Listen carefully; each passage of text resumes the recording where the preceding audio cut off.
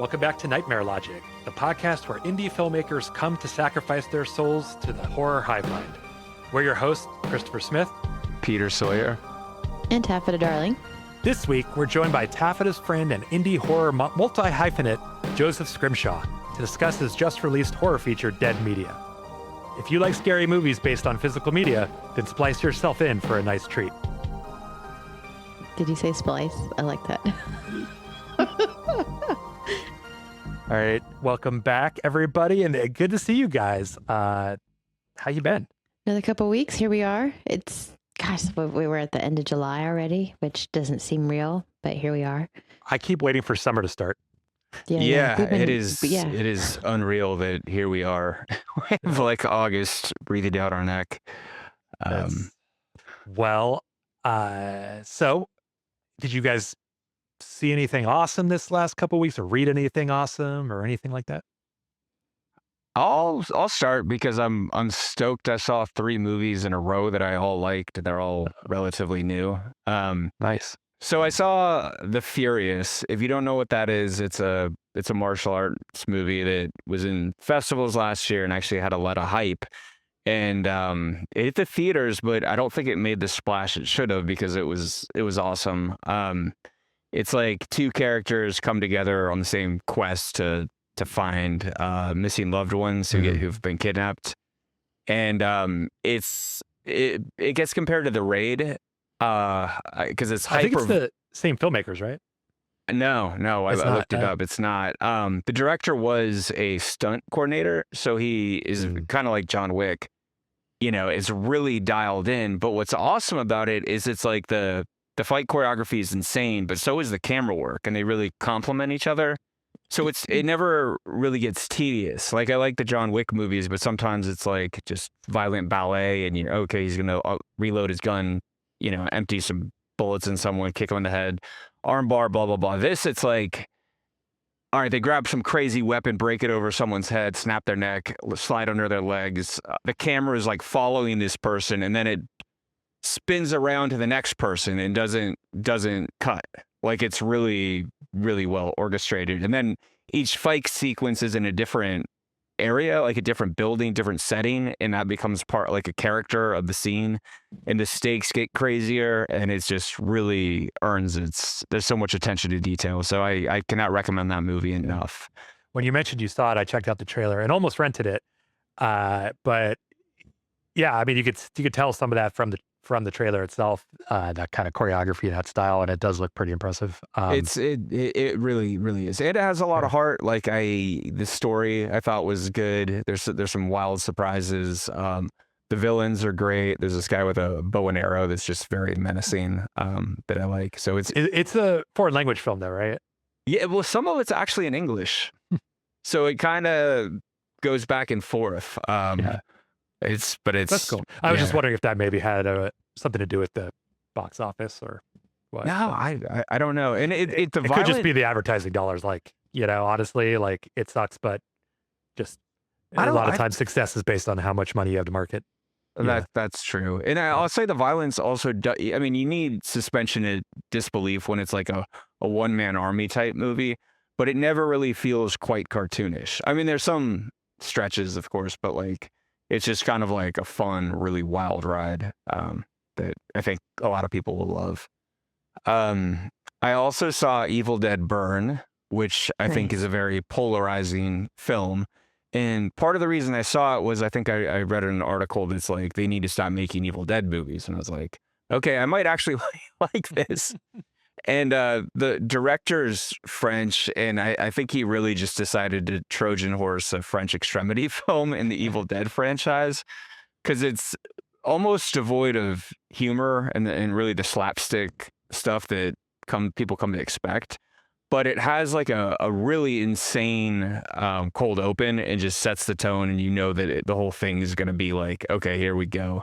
And nothing's off limits, and it's bleak, and it's all these things that I respect more than I guess I liked the movie, just because I'm like, yeah, they fucking went for it, and like, take no prisoners. Like, kind of thing. But if you're like an Evil Dead fan, like I was at a party and people were like, "Oh man, I did not like that movie." It's kind of like if you look at Misfit songs and you're like, "Okay, Hybrid Moments is the first Evil Dead movie," and then you hear Skulls and that's like the second one, and then Army of Darkness is like the quirky one, so that's Brain Eaters.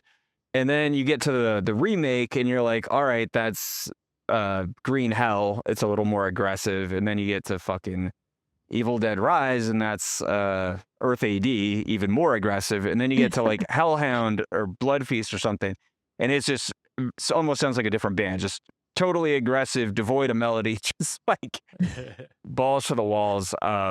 So I appreciate it. It has a couple flaws in it that I picked up on, but I enjoyed the ride. I liked the chaos. I have to say, but not everyone will, and I know that. I want to get to the theater and check that out. It's you very well may hate it, but I mean, look, I think I am, generally speaking, I like most films. You know, I Fair just put them on sort of into different categories. Like, oh, like that's not like a work of art as much as like that was a hell of a ride kind of a thing. You know, so yeah, like I think the experience is part of it, and the camera work I think is great. Like I think it's really well made. It's just to your taste, like that's too far, or oh, I don't like that. And like the characters aren't necessarily all likable, but it's a wild ride. And it does something interesting where it gets exposition out of the way immediately, so it doesn't have to like take a time out later on in the chaos to explain something. And I kind of appreciated that. So I saw that. And the last thing I saw that I wanted to mention is the Faces of Death movie, because I did kind of have a lower expectations because I didn't hear that much about it, but it really surprised me. I liked it. It's by is it 100% found footage? No, it's interesting. It's this girl. I'll give you guys kind of the premise of this. It's a girl who has some trauma from a social media thing she shot gone wrong, and so she works for like a TikTok or an Instagram, and she goes through all the submitted videos and flags them like, oh, sexual, drug content. Oh, it's fake. It's okay. You know, and she starts seeing these ones that are made by the same person that she thinks are real. And what it is they're based on the things that were in the original Faces of Death. And so she learns about that. So it's meta in that sense, but it's not like overly self-aware. And the villain in it is fantastic. Like he really sold it. And it's super suspenseful. Like it gets to a point where I was like, oh shit, this is what I live for. So it's cool. It was pretty cool. I mean, you might question a couple of her decisions, but overall it's like it's a fun horror ride. Very cool. And it's done by the guys, the team, like the director did How to Blow Up a Pipeline, and I think the same writer on that. So yeah, I was stoked on what they did with it. Cool. How about you guys? What did you see? Anything? I'm still going through the Cape Fear series on Apple TV, which I really like. I like the original movies, but I like how this one's a little bit different than both of those. I don't know if you guys are watching it, but I mean, it's more psychological horror, which I like. There's a lot of aspects of it that are disturbing that deal with a little bit of brainwashing, and there's like some, dead animals, and there's some, blood, and people are getting killed. But I'm loving the series itself. I like how it differs, and it's more morally charged, I think, than some of the previous iterations, the previous movies that they had about it, to where it focuses more on the attorneys, the family itself, and like how they are pretty much kind of in the wrong as well. I mean, because Javier Bardem plays Max Cady in this one, and plays him not so much of a shtick of like, he's this unhinged, crazy person, but he's a wrongfully convicted man, but he's also fucking batshit. So he's going to be out there trying to like, get his revenge, not just on, the attorney, but the attorney and his wife that are both, he's holding responsible for his imprisonment, but also it's trickling into like his kids, and like it's pretty hardcore in the sense that was Cape Fear the movie where he like was under the bottom of the car? Yeah, that's the Robert De Niro one. Yeah. I just that's the only I saw it a long ass time ago, and I remember that's the 1991 where he's like a tattooed kind of psychopath, and he's like kind of like this hardcore like Bible thumper, but in the series it's more of just someone whose motivation is just by being wrongfully convicted rather than being, crazy, because he's very like, the character in the series is very like sexually, charged, very charismatic, and so he can kind of command people like in a room, that way, and that's how he winds up being more stable than I think some of the past iterations of him, is because he can command a room, because he can turn it off and on, because his psychosis is more aimed towards the family and hurting them and sending like his daughter after them, and it's his whole thing. I don't want to give too much away, but if you're not watching it, like, it's a really good psychological thriller to where I guess my only not complaint, but criticism, if I have any, right to criticize people on Apple TV. It seems like a little long, like 10 episodes seems very long for, a novelization or a movie that was 2 hours told previously. But I don't think it suffers from it. I think there's parts where I just kind of want to hurry up and know what the next thing is going to be, and they're just kind of dragging it out. So I guess maybe that plays into the suspense. Right. But yeah, that's the main thing that I'm following, that I guess it's kind of a good psychological horror. And then Silo. Wait. I have a question about it. Yeah. Because I really want to see it. I watched the original for the first time like a year or so ago, and it's in the De Niro one. Does it use the score from the movie? Like, do you recall that? I don't know if it uses a score from the movie or if it has that theme, because I can barely recall the 1991 theme, but it is a very anxiety inducing. It's very an anticipation. Well, anticipation. The score, I will say, when I watched the original one, I remembered it from the De Niro one. It is like ominous. It's like a heavy metal riff before metal was a thing. Like, it's just like a low bass, like, all right, this is going to be some shit. Yeah, I mean, it definitely sets the scene, but I don't know if it's going to be on that level that's going to be like the 91 movie, but it definitely has like its ominous like soundtrack, and I think that helps build with like the chaos and the uncertainty of it, because at this point, like, you don't really know who's going to make it and who's going to die, because everyone's kind of like on his chopping block. So I think it does a good job with the theme. And Javier Bardem, like, from No Country and Old Men, like, it totally makes sense for him to play a role like that. So yeah, it's been on my list to actually dig into that. Yeah, I'd like to see it too. But actually, I finally renewed my Apple Plus subscription and dug back into Widow's Bay, which I don't need to retread that for the third or fourth time on this series, or on this podcast. But it's great, still going good. And then we also stick with Apple Plus. My fiance and I were watching Pluribus, and then we took a break for some reason, not intentional nice. even. But we came back, and we've kind of been finishing up the series now, and it's like, getting good. So yeah, they really know how to make a good series over there at Apple.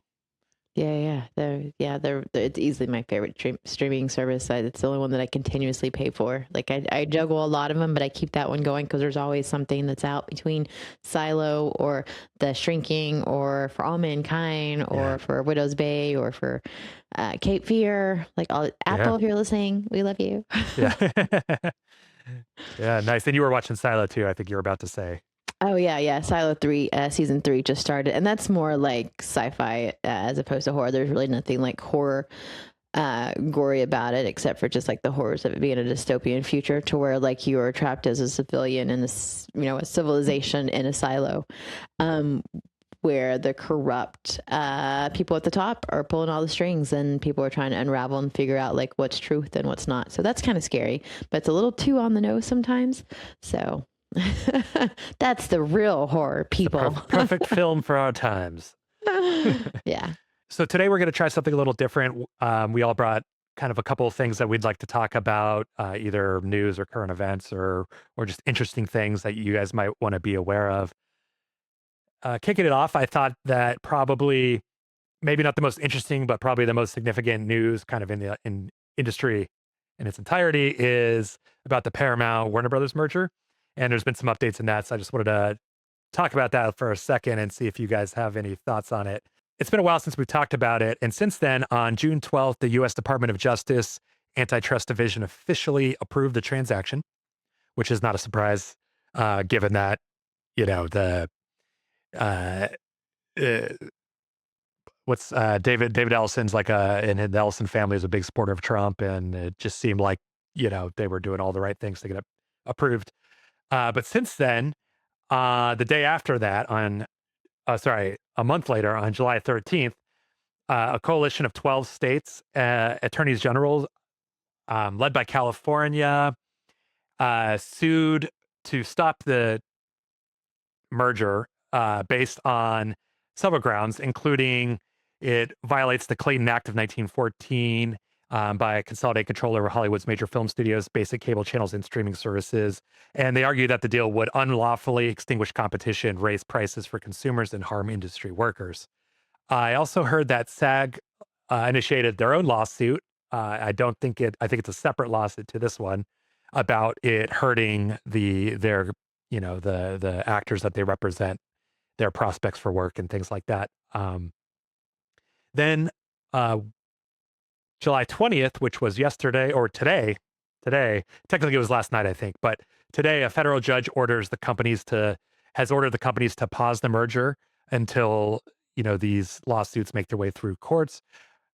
Basically saying that if it goes any further, the lawsuit will be completed to a degree that it'd be hard to undo. And so that's an emergency injunction until the cases see themselves out, which could be several months from what I understand. But why are we talking about this? Why does this matter to independent filmmakers? Well, studios largely control most of the distribution of theatrical films and television. So there are less and less pathways for people like us who like to make things or want to make things, uh, have to either pitch and, you know, make a studio film, or on the backside, if we make an indie film, have distribution channels to sell it to. And the less of them there are, the less competition there are, the less you're going to hear about bidding wars at film festivals, and the less you're actually going to even see indie films being made, because when there isn't that trustworthy distribution ecosystem that there used to be, there are less options to distribute it, and therefore it's a lot harder to raise money to make indie films. So that's why it's pretty concerning for us indie filmmakers. But what about audiences? Because it's actually bad for you as well, because consolidation means less choice. Cinephiles will have less films to watch and a greater homogeny of the projects that are released, because they're always going to go with what's safe when they're a big studio. So that's why we're going to see a lot of, like how, Marvel films, had a bunch of big hits and then they started making tons of them. That's the kind of thing we can expect to see when you have these kind of mergers. You also have less films to watch overall, because when there are less companies, less competition, they're not going to make as many films. And there are also uh, going to be less people who control the overall fate of the industry. So, like, let's say they don't like the idea of putting their films in theaters, or to rather than send them straight to streaming, which we're already seeing.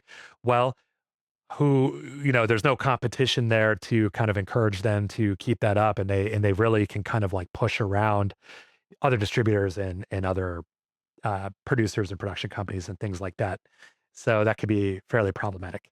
And then, of course, the larger society problem. Why is it a problem for that? Well, they're consolidating all of the news media under, one umbrella, or a few umbrellas rather. And so it's really easy to shut out opinions and voices out of, if particularly different political opinions, from being heard or being platformed. And you've already seen this with, things like the Washington Post, who basically Bezos essentially gutted their whole op-ed department to put in uh, people who and commanded them essentially to only write about free markets and essentially things that benefit him, and also don't make him uncomfortable when he's trying to wheel and deal with, the federal government. And then you also see it with Colbert and 60 Minutes and sort of like what's happened with CBS. That was a bit of a long diatribe, but I think I wanted to kind of underscore why this is important for those who might not know, and why it's also important for us to kind of like, bring up and discuss when it is relevant. So that's the major update there. Watch this space, see what Well, happens next. so it's just there isn't like news as of like, it's just that these lawsuits have been filed, so people are fighting back against it. Well, the big essentially. news, and the reason I want to talk about it, was that today the judge put the injunction in place. So right now the merger is on hold, Good. but only Okay. until these court cases get resolved. And I've heard some experts talk about it being kind of like a 50-50 chance on the, at least on the like the state's claims. And honestly, a lot of that's going to probably come down to which judges hear it, and it'll probably make its way to the Supreme Court. And if it does, let's be honest here, they're probably going to ultimately approve it because that's just the way the political winds are blowing these days. So, well, my thoughts on this are like, well, fuck that. But I think the way the news is, it's like everyone I know does not get their news from the typical news places, right? You go on social media and you find independent like people talking the real shit. And I think that would happen with films. I think people would be like, oh, you're going to put out these safe, franchise. It would just stuff that we're already sick of. And other people will find that, put up money to be like, fuck that. Let's make crazy shit as like a response. And people will support the stuff that's outside the system because that's how we do. Right. Like that's, I mean, the silver I lining. 100% agree with that. Yeah. I think you're right. I just wonder about the scale. There's always going to be a certain self-selecting group of people that are probably roughly around 30%, if I were guessing, that will go out of the way to seek out things. But it's kind of the like mainstream, part of the people who might not seek those things out and might Right. just be. But Peter, I think what you're saying is interesting because I think history shows us that when there's consolidations, when it's possible, become other things will kind of like rise to fill the vacuum that's left behind. And so I'm really hoping that that is going to be the case with indie film and indie film distribution because we need it, honestly, and our culture needs it. But it is, there's some hurdles because films are expensive to make. It's hard to break into a crowded media landscape these days. Like there's so much noise, and breaking through that noise is really difficult. I had another thought based on something I saw earlier today that this was just randomly in my algorithm. And it was Davey from AFI talking about when AFI signed to a major label. And he was like, yeah, normally it would be, this label wants to mold us into something. This label is like, do what you want, blah, blah, blah. But he's like, every label was like, yeah, we just want you to do your thing, which made it very hard for them to choose something. And so what I'm thinking is like, so the Curry Baker or Barkers, I'm always screwing up his name, the Kane Parsons, all these like up and comers, the studios like probably are just going to do that. Be like, yeah, make your thing because it made money, even if it's this merger, but it makes the barrier entry much harder for the rest of us. But I think they might not care about, they're like, as long as it makes money, I don't care what you're putting out, unless it goes against my politics, maybe. Yeah. And I mean, we've already seen the politics thing, on just like Netflix and things over the years because they've stopped basically releasing most controversial independent documentaries because they have to do business in every country around the world. So, they're not going to release a film about Taiwan Right. because, they're going to get blowback from China or whatever. And, changing the patches on the Top Gun uniforms when they re-released that because they had a Taiwan patch on there. Stuff like that, we're already seeing it. Right. There's actually a really interesting book that I haven't read, but I heard an interview with the author on NPR called Riding the Dragon, which is all about particularly media and the sort of Faustian bargain that these places are doing with places like China. So that's interesting. But yeah, I mean, let's cross our fingers for what you're saying, Peter. I really hope this creates a vibrant kind of more indie underground ecosystem for distribution, and we don't have to rely on these bigger streaming platforms for distribution because I mean, one of them is going to go rogue to be like, fuck that. And it's going to pay off for them because everyone will support it because it's not part of the system. Like it's funny how we landed here because we wanted to not be part of the system. We didn't want to have cable. We didn't want to pay for cable as its system. And now we wanted everything a la carte. And then the distribution and all the companies were like, oh, you do yet? And now we're essentially paying cable for like different channels and stuff. So it's good until it isn't. Right. And that's the other another thing I forgot to mention, but I had a note of is it actually will probably result in rising prices for streaming platforms, because when you have less competition, it's pretty easy for them That'll to. also result in rising piracy. That's how you fight back. Like, honestly, that's the That's right. fucking Steal this movie, everybody. the whole punk rock thing of it. Fuck. Well, moving on to the next topic here. So we all know, are aware, this is July 20th. So this past weekend, The Odyssey dropped, and people are basically losing their minds, it seems. Well, this isn't like horror. I feel like it's adjacent enough to maybe talk about real quick. And it is pretty incredible to see what's happened. It's been a big financial and critical success. And Christopher Nolan's film, The Odyssey, grossed 140 million domestically and 264 million globally in its opening weekend, which is an insane amount of money. And it's actually more than Oppenheimer during that whole Barbenheimer thing a few years ago. It arrived in theaters. This is actually Hollywood's best summer since 2019, which is really good news for the film industry. Ticket sales are running about 10%, 10.4% ahead of last year at this time. And they're expecting it to be the first $10 billion year at the box office since the pandemic hit. So it sounds like we're maybe clawing our way back out of this. But I would like to say and point out that a lot of that box office, those numbers are being driven by horror films. And that's really exciting to see. It also is enjoying fairly widespread acclaim. It's got about a 95% on Rotten Tomatoes on both critics and viewers.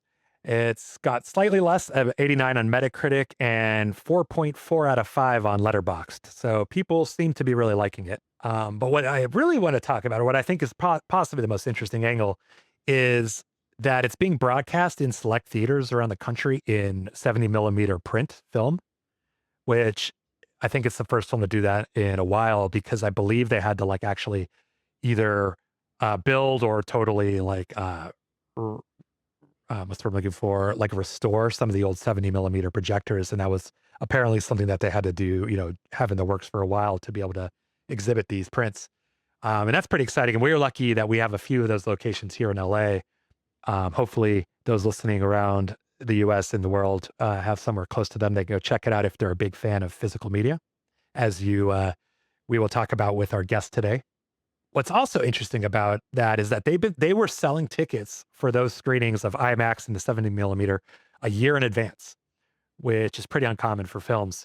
And it was so successful, and just to paint a picture of how successful it was, I actually was thinking about watching it before we recorded this. So and then I was thinking about this on Saturday. So I started looking at all the screenings, and they actually added 7 a.m. screenings of the 70 millimeter prints at both the Chinese Grumman Theater and I believe they're showing it at one of the AMCs as well. And those 7 a.m. screenings were almost sold out, minus the first row, which is bananas. Yeah. So I think that's really good news. But it's been so successful that actually both Dune Part 3 and the new Avengers movies are both already pre-selling tickets for their releases, which come around Christmas. And, Disney, as an aside, because they're coming out on the same day, Disney can't do an IMAX because they're exclusive release dates for the films that do it. So they're branding their own version of IMAX or widescreen theatrical presentation, and then they're calling it Dismax. Infinity Vision, which must be linked to the Avengers, I would imagine.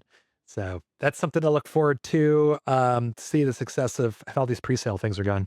So here, a couple of things about the Odyssey. So I was randomly had to look for something, paperwork, and I found a 9th grade paper that I wrote about death, and it referenced Their Eyes Are Watching God and the Odyssey.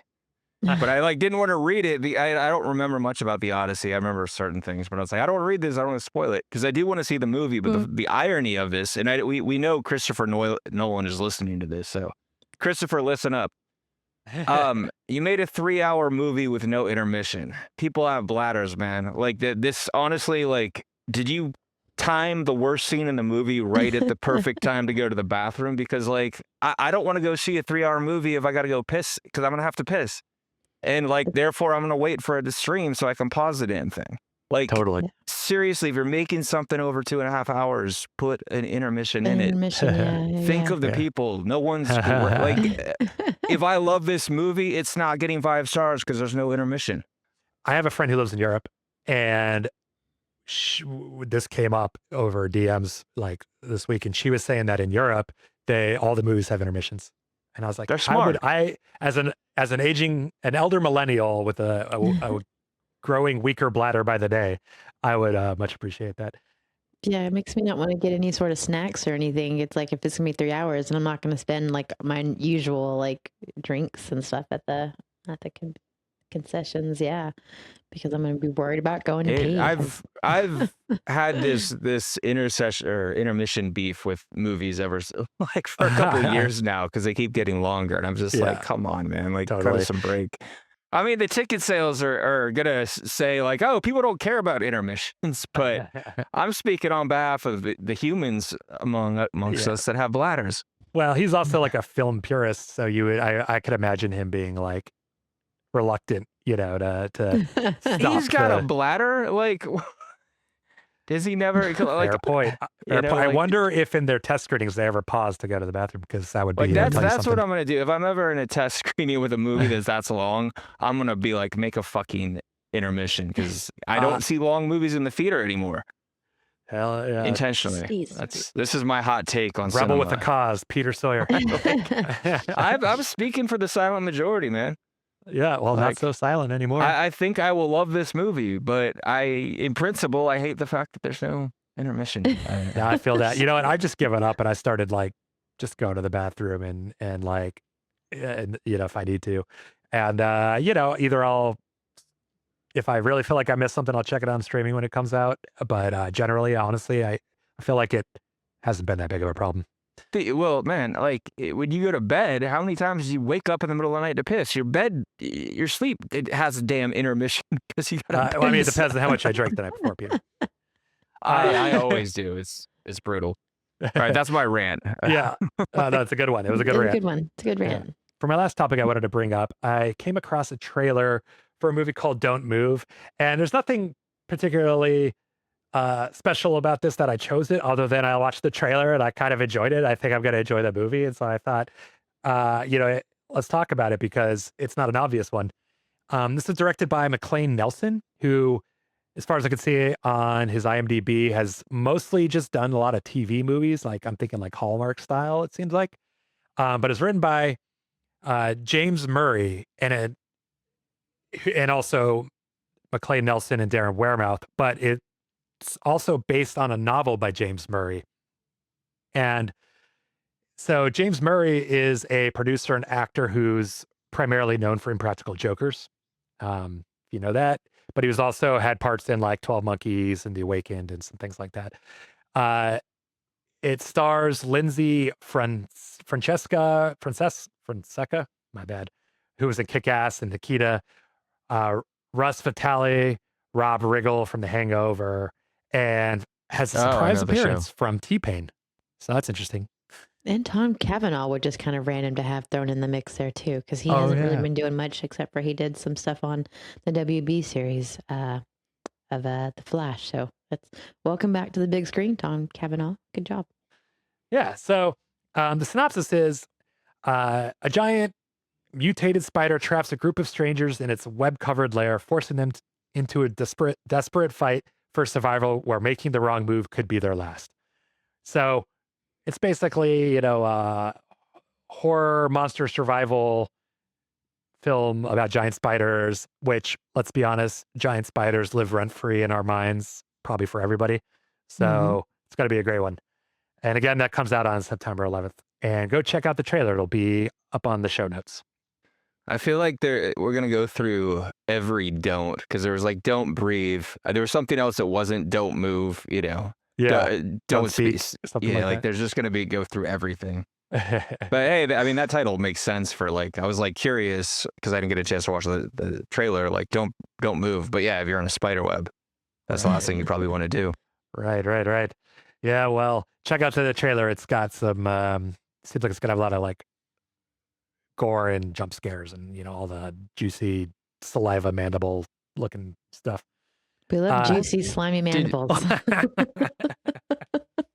Do you know what kind of spider it is? Is it like a sleek black widow looking thing, tarantula? They don't like... reveal a lot in the trailer okay. or the poster, but the poster is also really dope. I might actually put that in the show notes too. Cool, I'll look that up. But it looks like maybe like not based on a real species, but I see. Monster spider. So cool. So Taffeta, what do you want to talk about?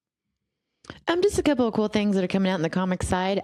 We finally get a debut in a legit graphic novel, his first ever, from John Carpenter. It's going to be Cathedral. It's coming out on August the 4th. Yes. It's going to be put under the Storm King Comics, which is, partly his company, but it's also ran by the legend Sandy King herself, which is his partner, his wife. So he's dropping this at the very first part of August. Essentially, it's a lieutenant and a couple of detectives who are investigating the killing of a cop. But then, they go deep into the case. They find out that it's got some ancient evil that's behind a lot of this stuff. So already I'm kind of getting like a little bit of vibes of Fallen. I don't know if that's the right thing, but just reading the synopsis, I love the movie Fallen, and this is kind of what it gives me that vibe of, and I could be totally wrong. But what I really like about it, not only is it John Carpenter releasing his first graphic novel, but and the way that he does these things, he's actually going to be putting out a companion metal album to it, which I fucking love because, of course, John Carpenter does a great soundtrack, and so he's going to be releasing this under the same name through Sacred Bones Records, like a couple of days afterwards. And essentially each chapter is going to have like its own kind of theme that he's writing with his, perfect partner, Cody Carpenter, which does all the soundtracks and all the lost hits and stuff and goes on tour with him. So I guess each song on the album is going to correspond to like a specific chapter in the graphic novel, which I think is really cool because I wish more writers and artists did that. There's really one that I can think of off the top of my head, which is Jeff Lemire. He writes a lot of chilling stuff and kind of depressing and melancholy shit, and at the end of his comics there's always kind of a list and of a soundtrack or a playlist you could listen to. So I love when the medium of literature kind of crosses with a cool playlist. So I'm super stoked because it's John Carpenter's first book, but we're also getting the soundtrack to it, which I think is just super neat. He's been hyping this up for a little while too. I meant to mention this last time. He did a interview on Billy Corgan's podcast that's really cool to see because he's not being a curmudgeon. No offense, John. But he was, there were some great questions and he's talking about this. I highly recommend you check that out if you're a Carpenter fan. It's kind of like his first heavy metal album because there's a lot more heavy guitar riffs and there's a lot more I guess metal to it than a normal movie score that he would have that tends to be more like synth. Either way, it's John Carpenter music paired with a story that he's written, and it's a whole family affair with Storm King Comics putting it out and Cody doing the music with him. So cool. I just as a huge Carpenter fan, I'm stoked and I can't wait to check it out. That comes out August 4th. We got to get him on the pod someday. What's that? We should make it a goal to get him on the pod someday. Well, I would love to. That'd be amazing. If you ever want to hear John Carpenter prior to this, like do kind of a metal song or score, he did that for In the Mouth of Madness because he wanted Enter Sandman by Metallica and he didn't get it. So he's like, God damn it. So then he wrote one that's a pretty ripping score that's similar to that. Nice. So I know he has it in him. Yeah, you can already listen to the first song. It's called Lord of the Underground. That's already like streaming on a lot of places and stuff. So that's out right now with Cathedral, John Carpenter's first graphic novel. So congratulations, John. Cool. I know, right? And then also the big thing that's happening right now, kind of just not only is it just in graphic novels, and also it also ties to kind of my adventures in San Diego Comic-Con, Year of the Devil, which is an original comic that Danny Trejo has kind of given the plot and the story to, and then the people over at PCB Productions, Keith Aram, who did Call of Duty, and also Chris Yates, who's written some comic stuff as well. They've all teamed up with Danny Trejo to kind of present his own character as this immortal warrior cursed to battle demons across centuries. He's going to be Diego, and Diego's got a deal with the devil and the four Horsemen, no, Four Horsemen, Horsemen. the apocalypse. Either way, everyone's having fun one way or the other. To essentially like stop the end of humanity and save the woman he loves. You can't have a good graphic novel story starring Danny Trejo's like essence without there being some sort of woman to love. So it's going to be like this whole thing. They're doing the panel at San Diego Comic-Con on Saturday. They'll have artist signings on Friday and Saturday, and then the big panel release is on Saturday night. Well, they'll announce it's going to be back. It's going to be fan backed. It's I think it's called Backer Kit. It's an alternative to Kickstarter. And so they're going to launch that, and it's going to be a whole campaign for that. And I'm actually really excited to be part of that campaign. I'll be working with the social media department and the marketing team and doing a lot of the behind the scenes stuff throughout this campaign as it goes and it visits other comic shops. So if you're in the area and you have a comic shop and you're looking to have Danny Trejo come in, reach out to the team.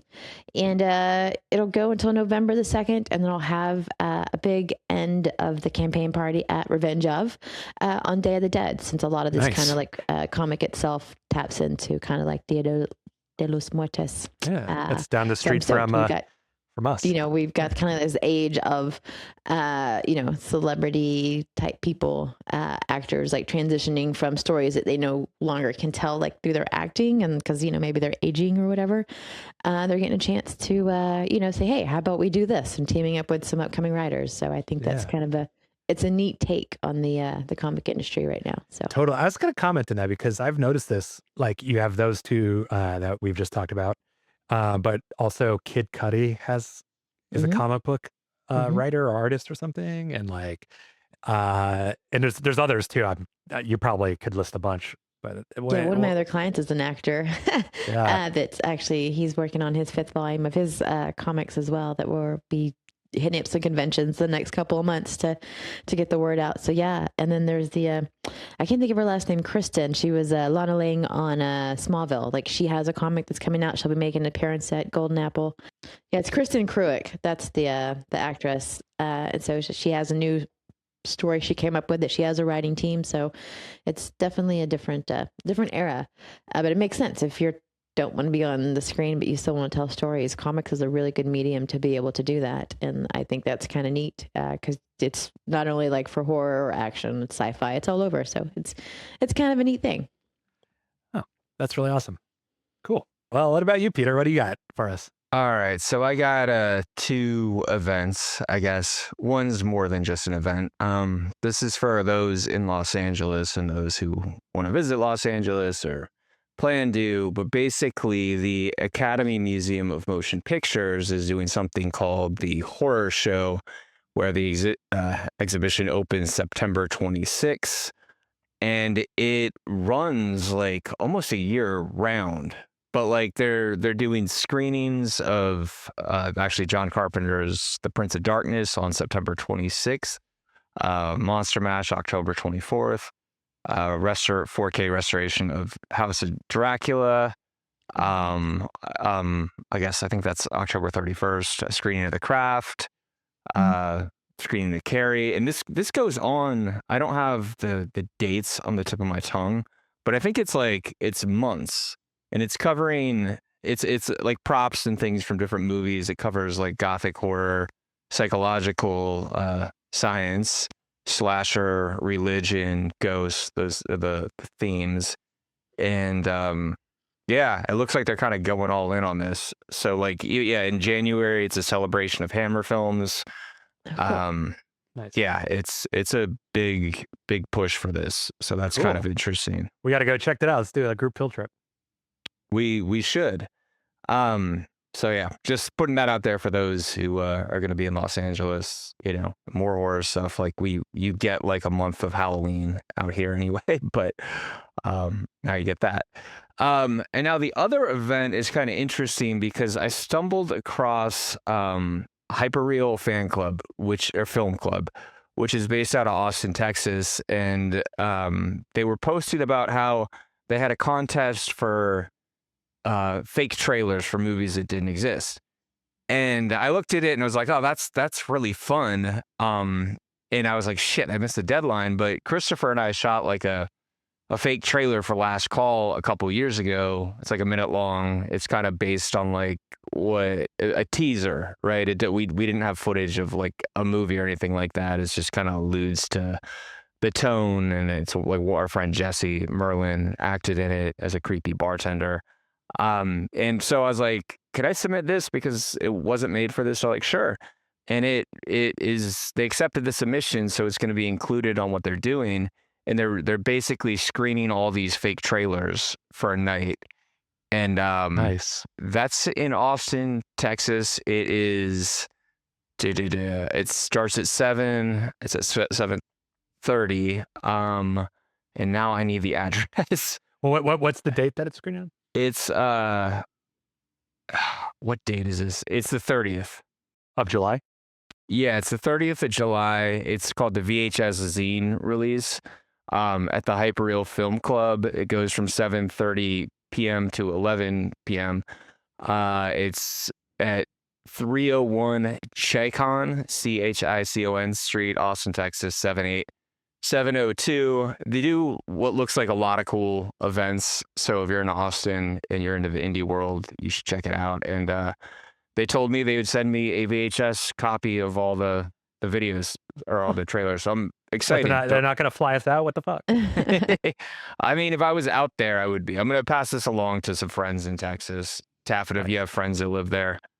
I do. I'm from there. Also, maybe worth mentioning, Last Call is actually going to be playing the Amazing Fantasy Fest in Buffalo, New York. Oh, cool. In first half September, I believe, September 11th, around that time. So if you live in Western New York, go check it out. Peter or I or both of us will probably be there. So it'll be fun times. That's exciting. Yeah. Good job going cross country for your movie. Thanks, Taffeta. Okay, let's get into the releases. I'm going to keep these short and just kind of list them off because there's a lot of them, actually, which is very exciting. Well, I guess it depends on how good they are. But let's see. So the first one is Her Private Hell, which is Nicholas Winding Refn's new film, his first film in like 10 years since Neon Demon came out.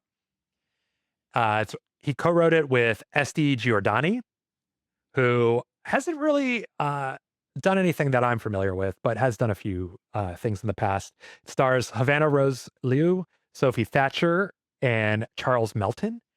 And the synopsis claims that it's a hypnotic, unhinged thriller with an original story promising plenty of glamour, sex, and violence, which all that may be true, but so far, I gotta say the reactions are pretty underwhelming.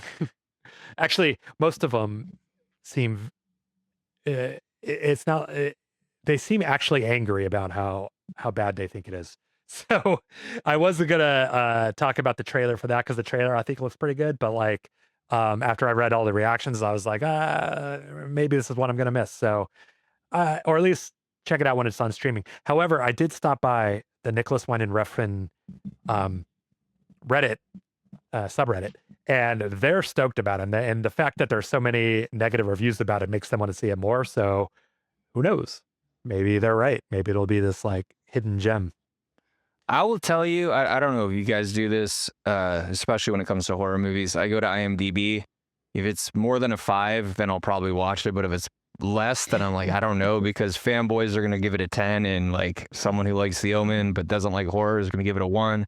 Right. So I feel like that's a fair assessment for something that I might like. You're going to have, this is going to be a tough call for you because it's 4.8 on IMDb. I mean, I really like Drive. I like Neon Demon. I know. I haven't seen They all all his sound good. movies. I think the criticism is a lot of it seems to be like he's not up to his usual form.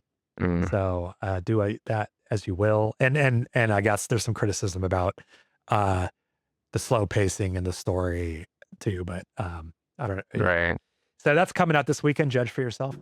There's another horror film that we're getting called Cruel Hands. It's directed and written by Al Kalik. It's interesting spelling, but I think it's Al Kalik, and co-written by Matthew Kalik. So I'm assuming they're brothers. And it stars Mavernine Hazel, Lolance, Glenda Callick. It's probably a sister. So it's like we've got a whole family thing going on here. Or mom. I don't know. Could be a mom. It's an Australian film. And the synopsis is a mother and her son. There we go.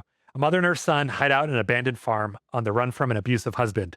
And takes place in the 2019 bushfires as an emergency service struggle to track down the missing family. Di begins to uncover not all is as it seems. I love Australian movies. I might be biased because I went to film school in Australia, but I actually think that they have a really interesting perspective. And like The Proposition was a fucking dope movie.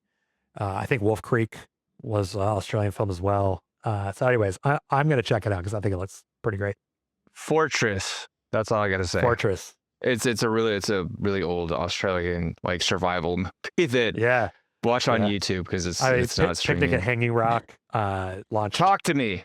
Talk to me. Talk to me. More recent. There's and all the Mad Max films. So, yeah, Mad Max. They do some cool stuff. Let's see. So another release this weekend is Pinocchio Unstrung, which we talked about a few times on the pod. And it's directed by Rhys Frake Waterfield, written by Rhys Frake Waterfield, and it stars Richard Burke, Robert Englund, Nightmare on Elm Street fame, Cameron Bell. And the synopsis is a dark coming-of-age reimagining of Pinocchio. This unsettling tale follows the iconic puppet's disturbing journey toward becoming real. First thing I'll say is after our last conversation, I decided to just like go on to Shudder and watch Winnie the Pooh, Blood and Honey, and just because I was like, I don't know, it might be good. Peter, you're 100% right. I turned it off after like not very long. I hate to talk bad of films, but like it was for me somewhat unwatchable.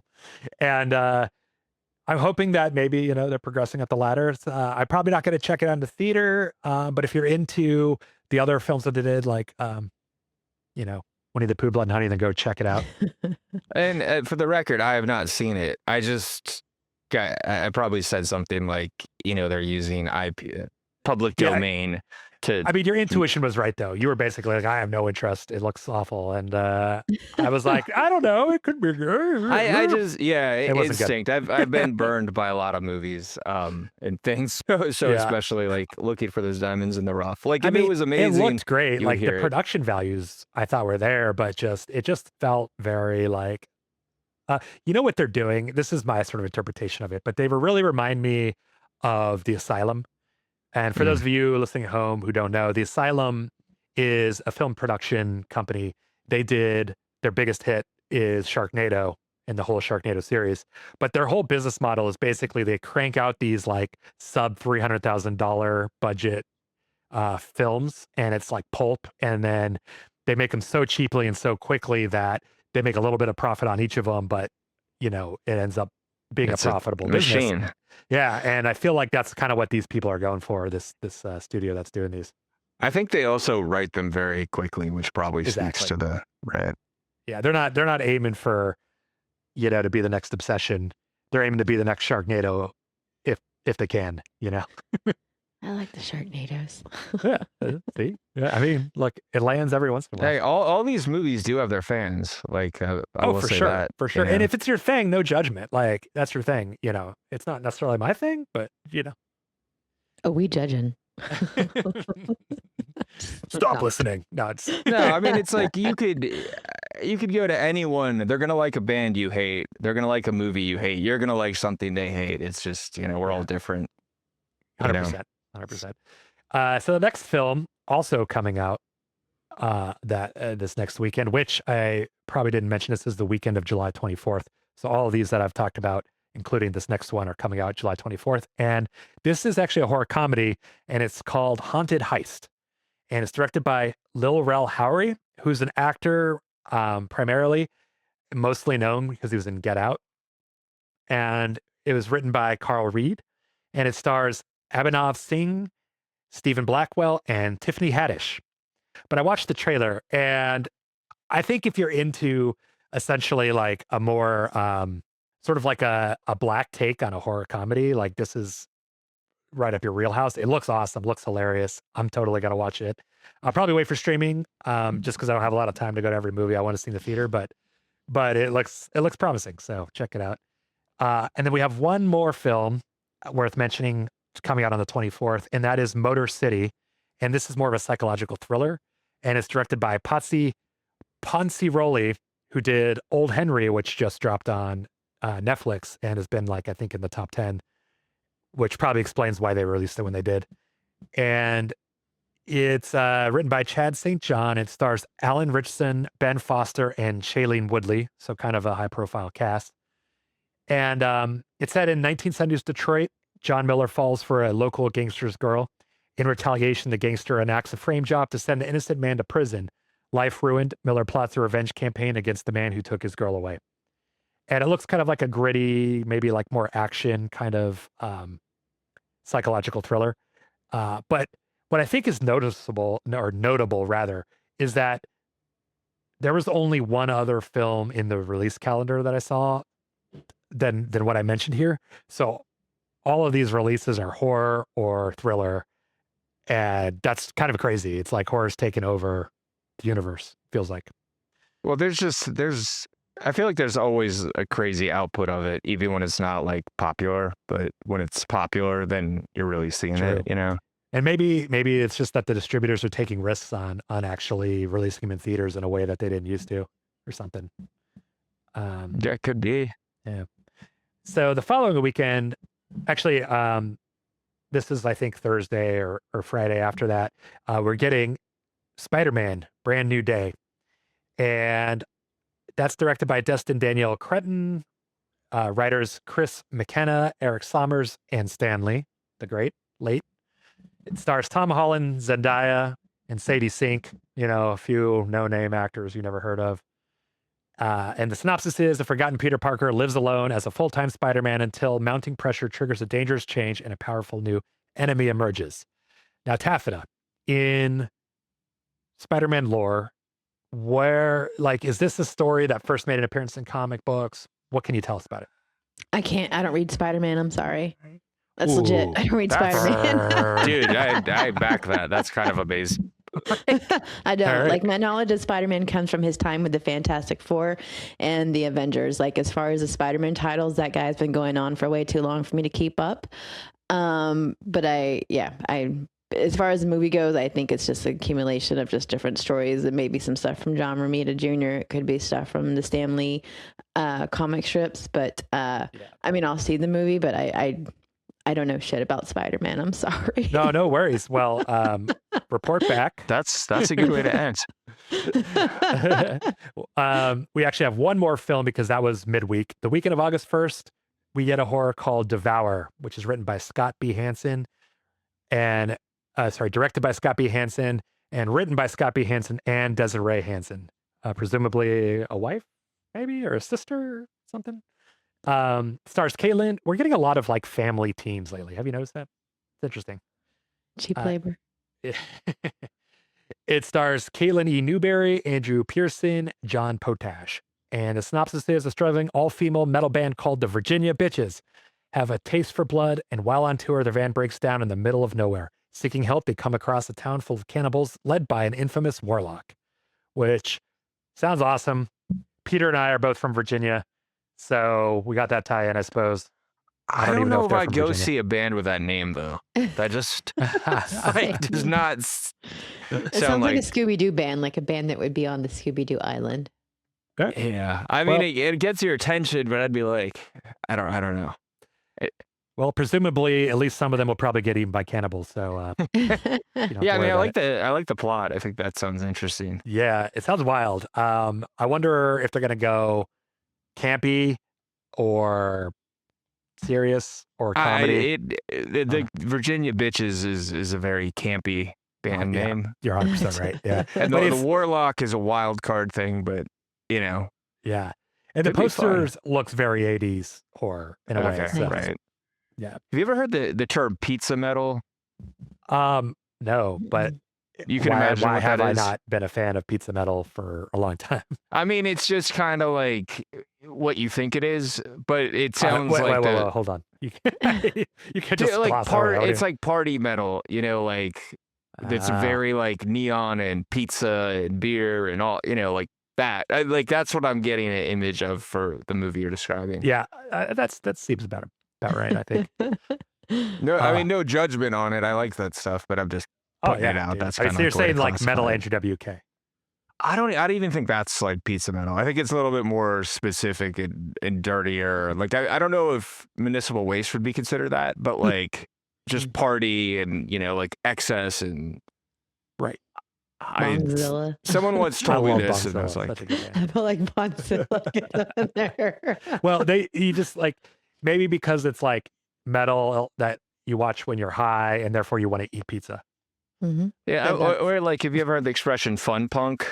That's another style of specific that's, party music Right. kind of stuff. Right. So All right. that's the vibe I get from Virginia bitches and the dinner bitches and the party pizza. I don't know why, but I'm just picturing a metal band where the singer's Pizza the Hut from Spaceballs.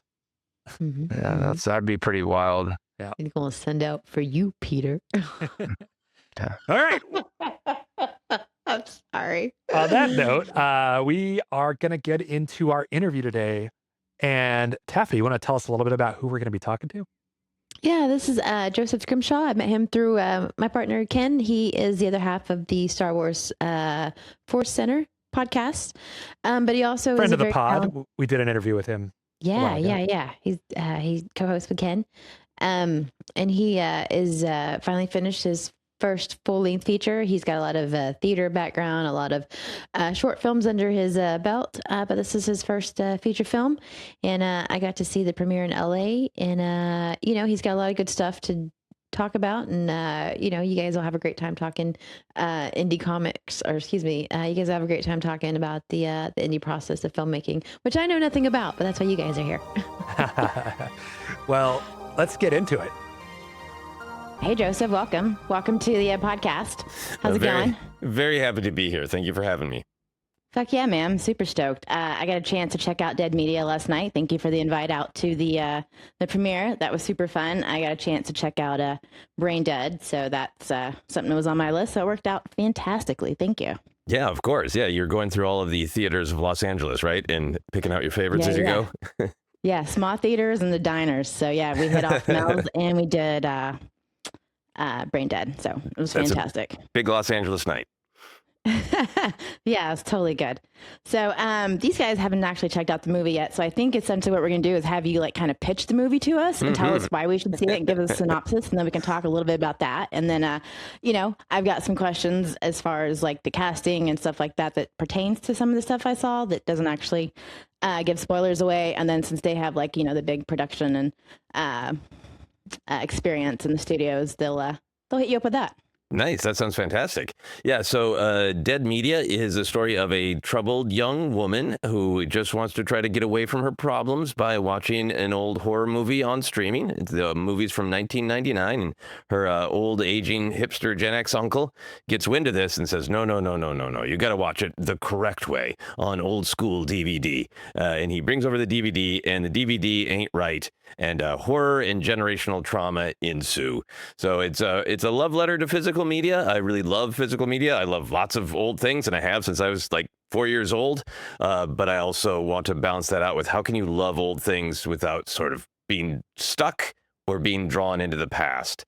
So it's really a story about loving old things, but also trying to move forward. Yeah, it did seem a lot like that. Like there's a lot of nostalgia in there. Like, and one of the things that kind of resonated with me is having to let go of all that stuff from a certain era. Like I'm a big 80s fan. You're kind of a second lead character. The uncle was more of a 90s. He was stuck in 1999 and he couldn't let go of everything that had happened to him. And I like that about this movie because it is kind of like, it's not like gory scary, but it's scary. It's got some chills and thrills. I liked it. But there's a deeper story in there about like actually just kind of growth and like, letting go of the past to kind of move forward. And I really appreciated that tied into everything. Yeah, thank you. Yeah, it is definitely on the sort of a Wicker Man to Saw spectrum. It's a far more Wicker Man than Saw in terms. I've been describing it as a folk horror if the ancient horror was 1999. So yeah, it's definitely on the more creepy vibe and really motivated. There's a lot of comedy, there's a lot of drama, there's a little romance, but what really motivated me was the great Carrie Fisher quote: "Take your broken heart and make it art." And getting to the age where I'm really wrestling with I often want it to be 1999. I often want to be young again and redo it, and that there can be a real ache and a pain to that. And some of my favorite parts of the film are trying to process that and give other people a place to process that. That's the year I graduated high school, actually. Amazing. Yeah. Is that a good thing or a bad thing for you when you think of 99? I loved it, and Peter and I are actually old high school friends. And, Okay. I don't know about you, Peter, but I look back on those days fondly. Yeah. I mean, it's hard not to if you had somewhat of a decent youth, I guess. Mhm. Joseph, based on what you're saying, it sounds like this is also kind of a personal story. Is that, what would you say that's true? Yeah. I think I tend to write in the way that like every character is a little fragment of myself from my own experiences. Like there are some characters that I was writing and like, oh, this I'm borrowing a little bit from this friend of mine, and then not to be a bummer, but right when I was finishing up the film, a friend of mine that I hung out with a ton in 1999 and did like fun, crazy, wild stuff with, he passed away, and I Oh, hadn't talked to him no. in a while, but I was like. But I feel like I've talked to him, and I didn't realize how much of him I had put into the uncle, and I had felt like I was spending time with him. So I think the film actually got even more personal than I realized until I had to kind of reckon with it. I can imagine. Can you want to talk a little bit about what your different roles on the film? Because seems like you wore a lot of hats, and maybe tie that in with your like larger career and like what you do, Yeah. in So your day to day. extremely short version of my career. My first thing I like to do is drawing and painting. So I went to school for that, the University of Minnesota. Briefly in high school and college, played in rock bands. My dad's a drummer, and he taught me to drum. His very, beautiful cat's cradle relationship with my dad, passing on everything that he had learned to me. And then I got into theater and comedy, and had a really nice theater and comedy career in Minneapolis for years.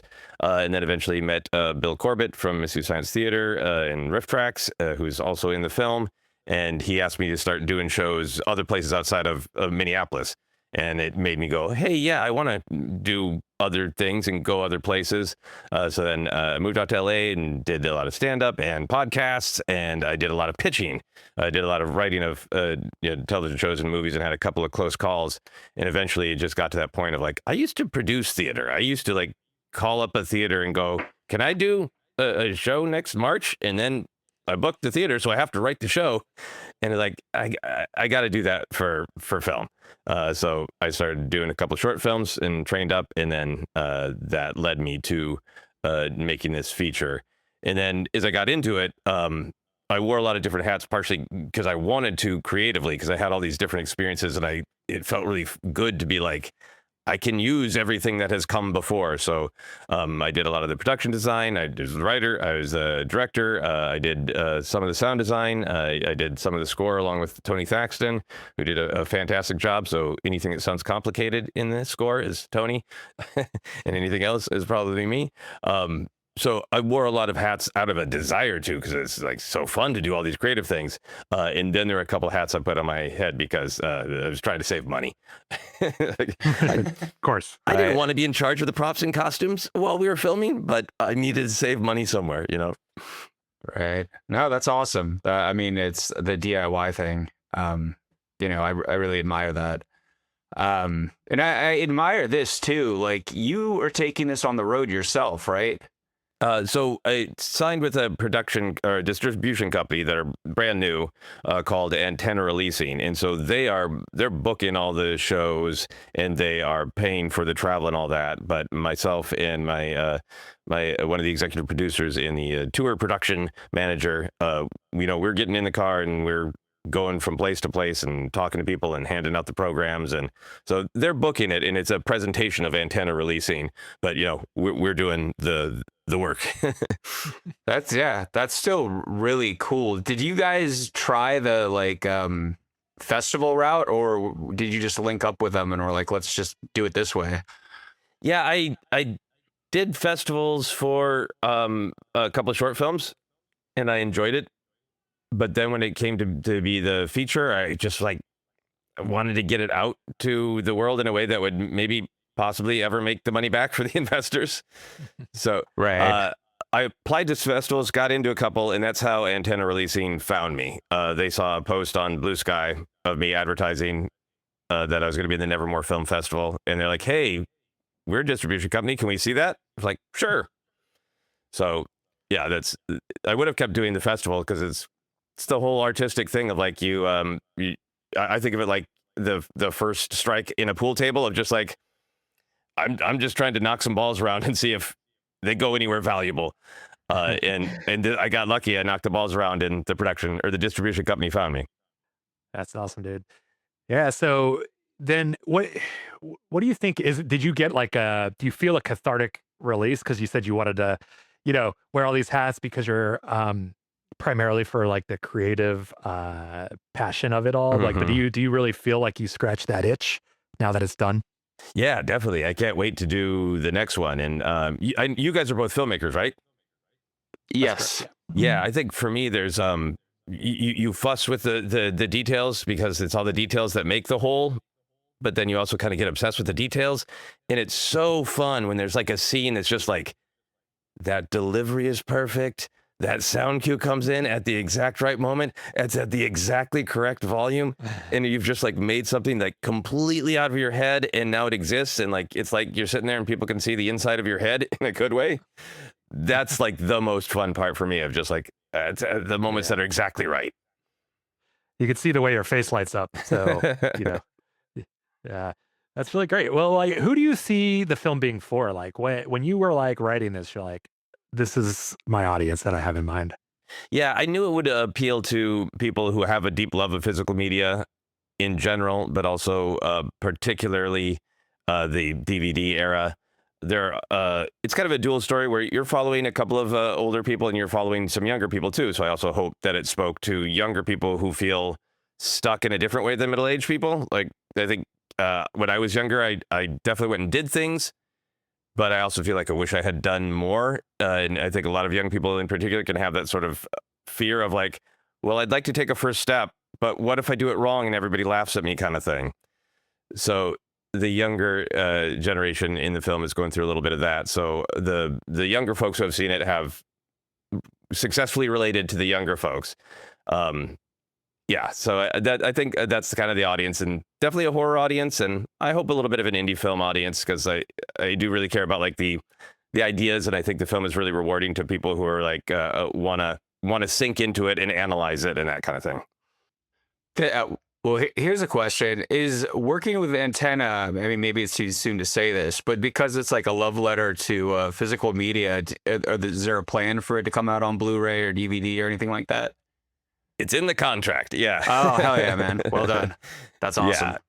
Yeah, because one of the founders of Antenna Releasing is named Brian Varel, and he hosts the Disconnected podcast and social media site, and he's just like he is going to die buried under a pile of Blu-rays that fall on him kind of guy. So in they're picking up lots of films for distribution, but they're not doing physical media for all of them. And they're like, yeah, of course, we'd be ashamed if we didn't do physical media for this. It's interesting, since I started the Instagram for the podcast and have been, following people and kind of like learning the lay of the land and this world. And I was surprised to see how many lovers of physical media there are and how many accounts are dedicated to it. Like it's crazy. And how there's such a crossover with horror too. Have you noticed Mhm. that? Oh yeah, I think a lot of people's like really foundational memories of video stores in VHS is that like random VHS that has a half naked werewolf on it and nobody knows what it is or if it's good, but you just pick it up and you find out. And I think Totally. a lot of younger folks who weren't alive in like the heyday of video stores seem to have really connected into the romance of that and are like going to like fairs and pop-ups that sell physical media, and they're kind of having that experience now of Yeah. like, I'm gonna buy an old $15 VHS that's called Ghost Walk. I don't know what this is. What does it mean? I'm gonna buy it. The cover's weird. It's funny. I have a friend and we talk about this because he collects a lot of physical media, and he's like, yeah, you can't own it if you stream it and stuff. And I'm like, well, I kind of hope the streaming thing implodes so we do get video stores again. Like that's what I think the silver lining of that going off the rails is. Oh yeah. I Yeah. mean, when you're a kid, man, on Friday night, at least for me, it was like you had the Blockbuster, or if you're lucky to have a better video store near you, and you just, you get a bunch of, VHSs or at that time it was VHS. And Yeah. you come home, you order a pizza, and you're like, you and your friends, and you're like, it was like a magical memory for me, at least.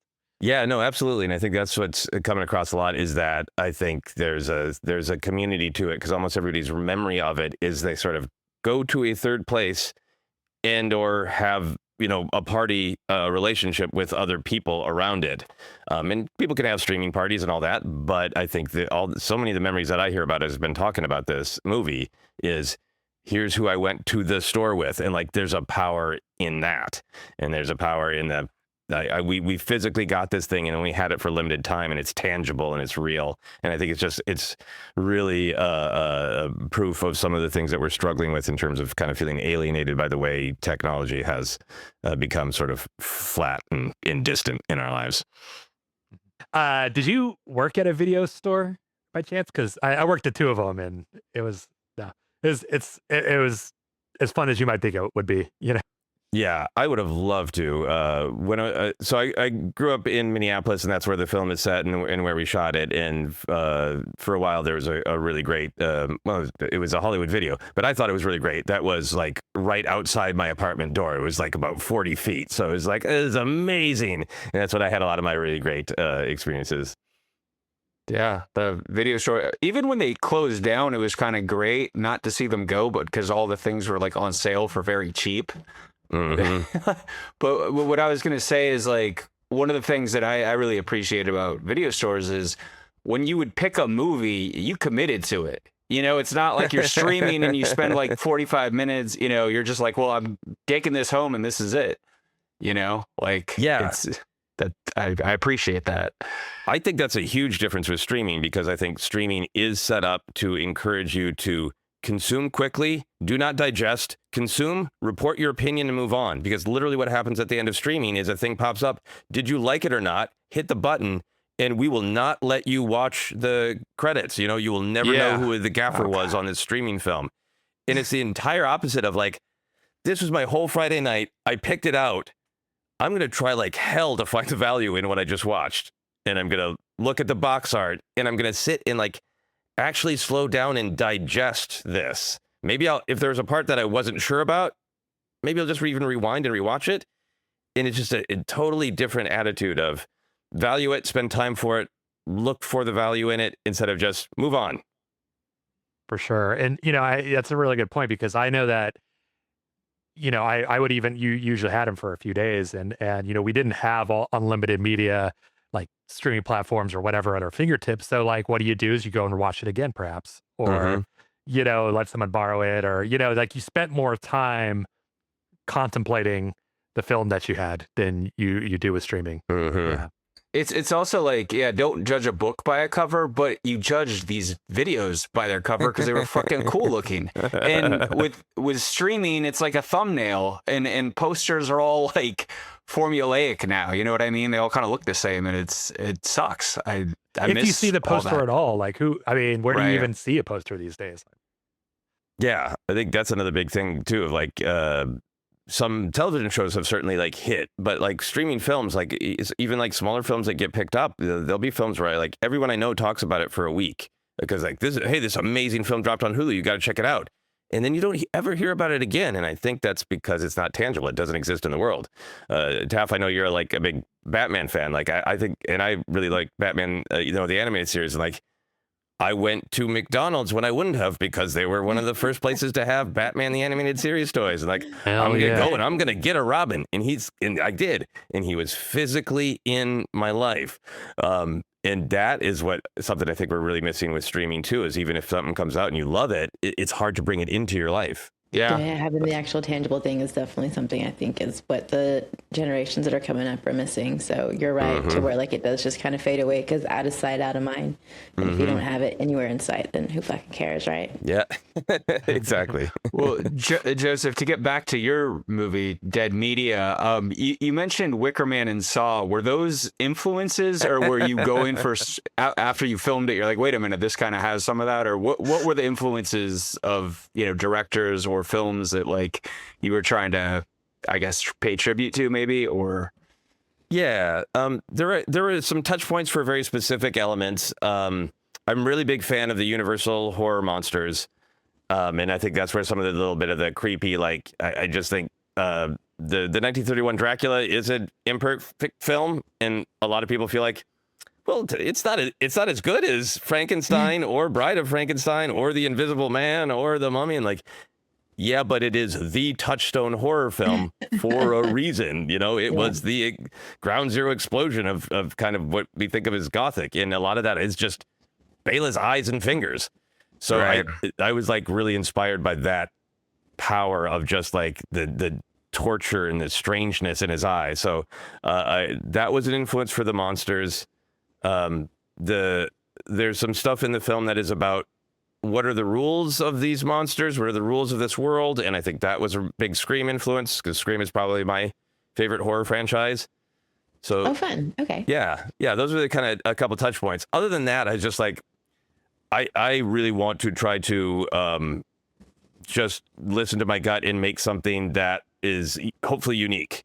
And certainly things are going to come out that I'm a huge fan of, like David Lynch and the Coen brothers. I'm sort of marinated in them. So that's going to come out sometimes. And after the fact, I can be like, oh, I didn't see that when I was making it.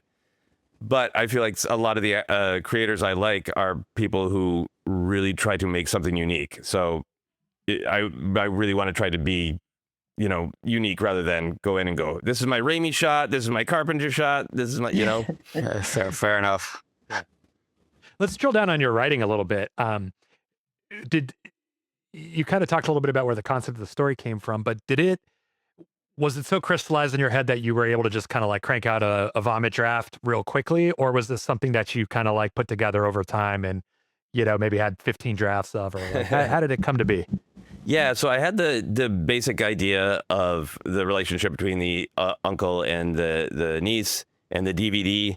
And I had a really great idea of where it ends, like what it's about and where it ends. So I feel like I knew the what, but I didn't know the how of like, okay, well, how are all of these things how am I going to get to that end from where I want to start?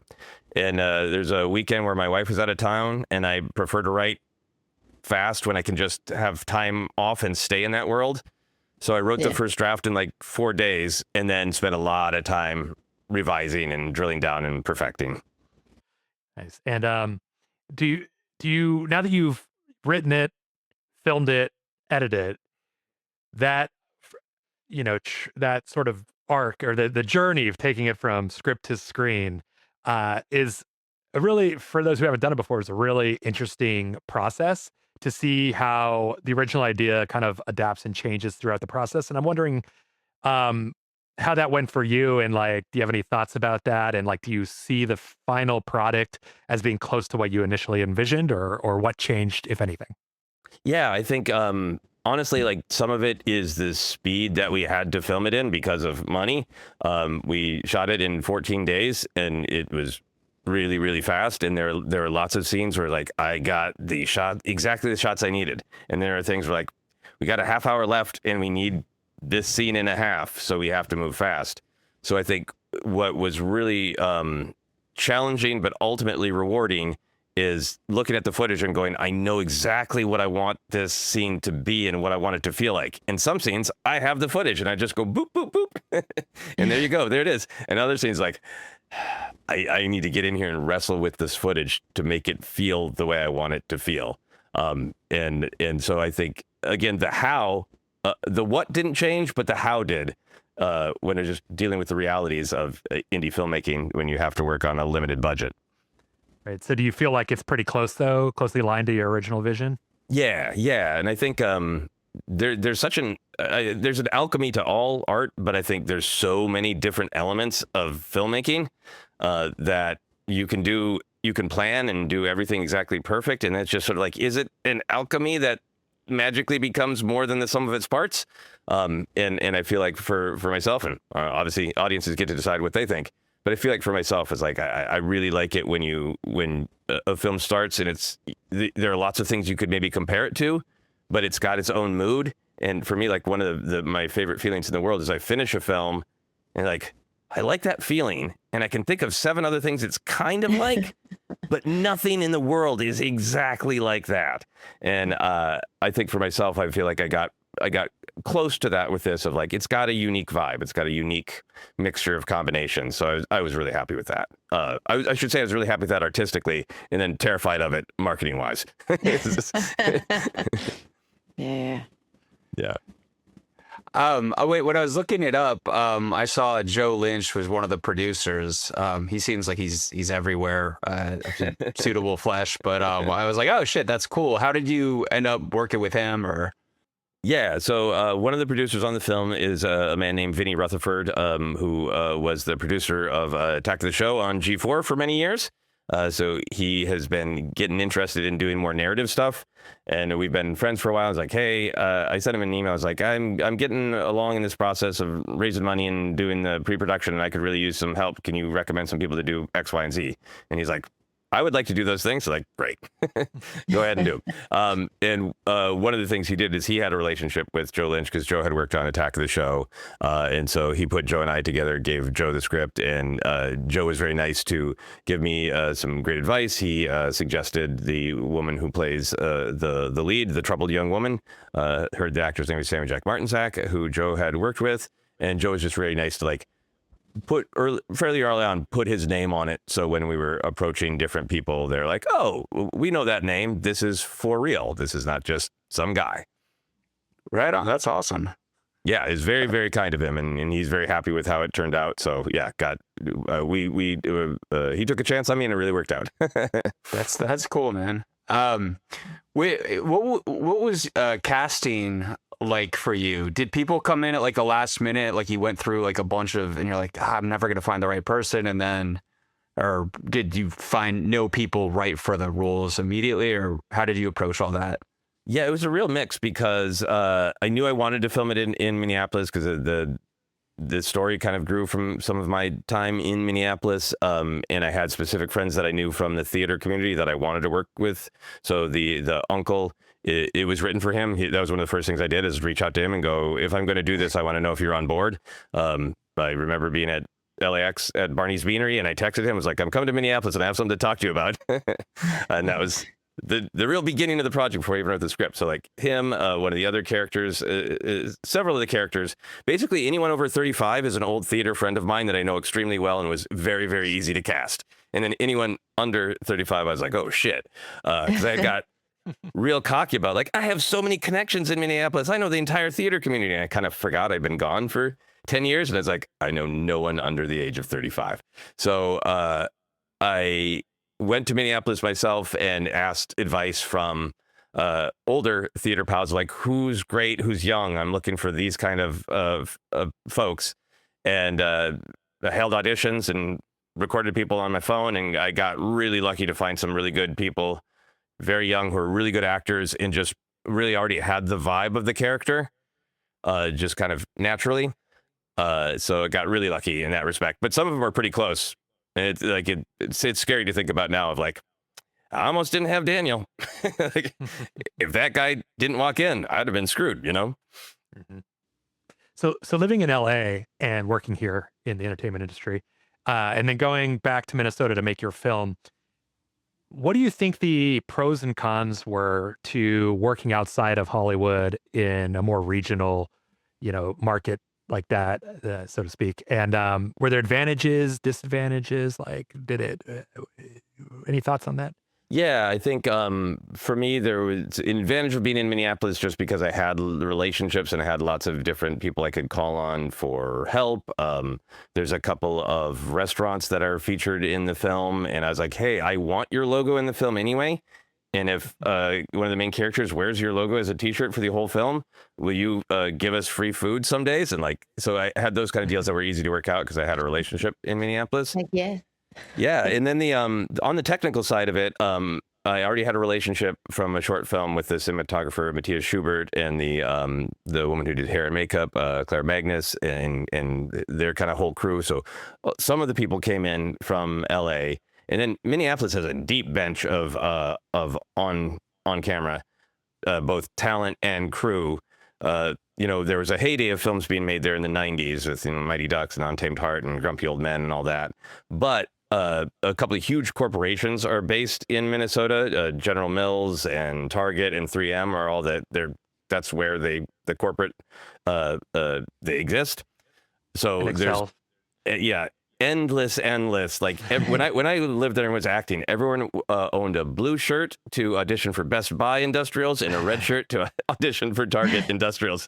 So there was kind of like the first day was rocky because like everybody was doing some massive Best Buy shoot out in the woods in northern Minnesota, and they're like, okay, all right, we're done with the woods. So a lot of really talented people there, and the crew, the 2-person team who did the monster makeup and the practical effects are based in Minnesota, and they're also the people who did the 2 Frogman indie films. They made Frogman, if people are familiar with Frogman, so they're based in Minnesota and absolutely fantastic. Cool. Here's one for you. If like having been through the process with this, if you had to do it again, what are like some takeaways, lessons, shortcuts, hacks, things that you're like, okay, next movie I make, I got to do this, or does anything come to mind? Yeah, I mean, artistically in the way I shoot it, I think there is some times we were moving fast and we defaulted to master, and I'm not a huge fan of master shots. It's the safe way to make sure you've got the scene. Right. But every scene where we went through and I had a list of like, well, here's all the weird shots that add up to the scene. Those are the ones that were like, this is so easy to make feel the way I want to. And some of the ones were moving fast and we sort of defaulted to, let's be smart, let's be safe, let's do masters, were the ones where it was harder to make it feel the way I wanted to. So artistically, I kind of took away the like, safety isn't everything. You're trying to make art, and then besides that, almost everything is just like some stuff I knew how to do. A lot of stuff I knew just enough to be dangerous. So now I know everything that's going to come up so I can sequence it better and leave time for it in a better way, and things like that. So I think mostly just like I can do a lot of planning way, way better. And I'm so itching to do it again, to be like, and this time I'm going to know about that form I have to fill out, and I'm going to fill it out 3 months ahead of time instead of having to panic. So I'm curious. You don't have to answer this if you don't want, but we are a podcast that, in theory, is like kind of directed more at independent filmmakers who love horror in comics and in storytellers of all variety.